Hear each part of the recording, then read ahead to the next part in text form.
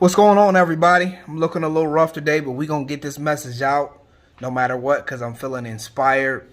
Yes, welcome to Mind Academy Sports, where we help athletes learn the connection between their mind and performance. Something is burning inside of me. I was mentored in this whole situation as far as sports psychology goes, about 2015, 2016. And he said, listen, man, your bread and butter is going to be towards people who can admit that they have some level of mental interference that's standing in their way. A lot of people don't want to admit it.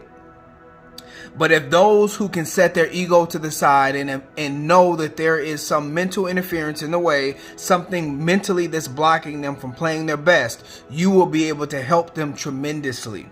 So what I figured out was the people that came to me and they had some level of mental interference, boom, I got it out of the way. And not only did I help them to remove whatever mental interference is in the way, their performance went through the roof. They went from struggling to setting PRs in every single sport. Why? Because when you learn to direct your thoughts, and more importantly, your subconscious thoughts towards confidence, towards fearlessness, towards flow, then automatically your body already knows what to do. You just start getting in, not necessarily the zone. You do get into the zone, but you can tap into your rhythm every single game. And this is what players struggle to tap into. They don't feel like they're in rhythm until maybe the last quarter of the game. Sometimes they don't even get in rhythm that game. They feel like something is always in the way. But see, when you can get into the rhythm every single game, you bypass your brain. And see, your brain always kind of is tricky. Because some games you feel good, some games you feel bad.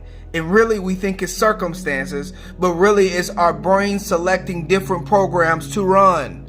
Some days we're in fear of failure. Some days we just feel like this is our day. And based on those programs, it's going to be based on how we feel and how we play.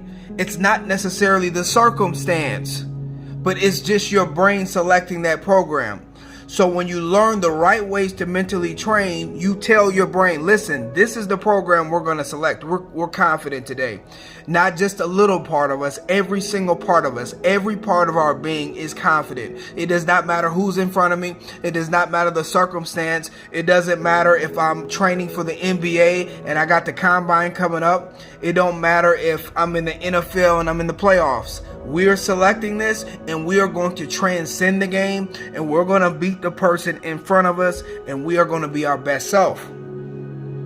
So my thing is, I was talking to one of my college teammates and he helps train one of the safeties that's in the NFL. I won't mention his name, but he is all-pro safety. And I mentioned to him last time, I said, listen, you know what I've been doing. You see the work that I've been doing with these Division I athletes. Mention to him, hey, that this is, that I'm doing mental training and that I can really help him out. And he said automatically, he doesn't need that. And that struck a chord with me. I didn't say nothing to him. But he said, oh, he's just so mentally strong, he doesn't need it. But how backwards is that? We would never say to ourselves, I'm so good, I played so good last season that I will not physically train. I won't condition. I won't work on the muscle memory for my sport. I won't watch film because I'm so good physically, then I don't need to do that. But mentally, we think it's some sort of stigma. We think it's something wrong with us if we're training for as far as the mental aspect goes. No, you're training your mind for that environment. Every environment is different. I may have a coach yelling at me in my ear. I may have Stephen A. Smith talking about me on ESPN. That is a voice that's coming from the outside. So the voice on the inside of me, my belief system, has to be so strong it can shield myself against everything else. I may have teammates hating on me. I may have things from my past that I have to overcome. I may have players that are in front of me, that I may have idolized when I was in childhood. So from a subconscious level, I need to be able to overcome these things. So all I'm saying is, the same way that we train physically to gain that muscle memory and that control, you have to train your brain to create those pathways so that now you have the control mentally. So when I get inside this environment, I know I did the work and now I'm ready to go. So it's just a little bit of frustration that I'm feeling, that people think that they don't have to train mentally. You should train mentally just as much as you do physically. So every time you have a performance you got to do, you need to do some mental training beforehand. And it can be simple. You just have to learn how to do it. You get me?